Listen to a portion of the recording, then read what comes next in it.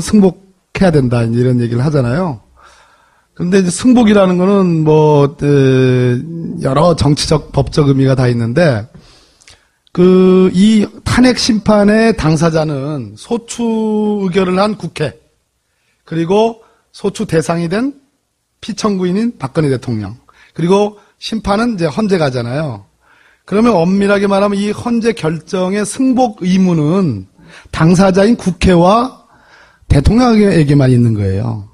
국민은 우리 헌법 1조에 대한민국의 주권은 국민에게 있고 모든 권력은 국민으로부터 나온다라고 주권 재민의 원칙을 선언했어요. 그런데 이 주권 위에 더한 게 있어요. 그는 헌법 제정 권력이라는 거예요. 그러니까 헌법이 만들어짐으로써 헌법이 선언하는 주권자인 국민도 있지만 그보다 더 높은 층위의 헌법 제정 권력이라는 게 있어요. 헌법 제정 권력인 국민은 헌법을 완전히 개정뿐만 아니라 헌법을 완전히 없던 걸로 하고 새로 만들 수도 있는 거예요.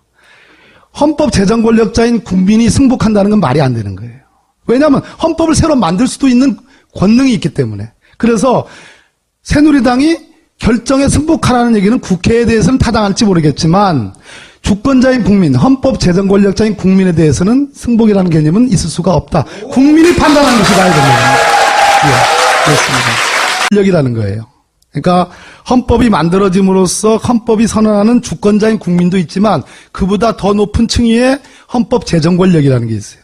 헌법 제정 권력인 국민은 헌법을 완전히 개정뿐만 아니라 그리고 소추 대상이 된 피청구인인 박근혜 대통령 그리고 심판은 이제 헌재가잖아요.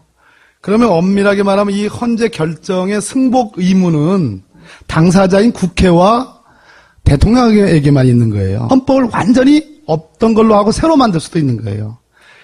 헌법 제정 권력자인 국민이 승복한다는 건 말이 안 되는 거예요. 왜냐하면 헌법을 새로 만들 수도 있는 권능이 있기 때문에. 그래서 새누리당이 결정에 승복하라는 국민은 우리 헌법 1조에 대한민국의 주권은 국민에게 있고 모든 권력은 국민으로부터 나온다라고 주권 재민의 원칙을 선언했어요. 그런데 이 주권 위에 더한 게 있어요. 그는 헌법 제정 권력은 승복해야 된다 이런 얘기를 하잖아요. 그런데 이제 승복이라는 거는 여러 정치적 법적 의미가 다 있는데 이 탄핵 심판의 당사자는 소추 의결을 한 국회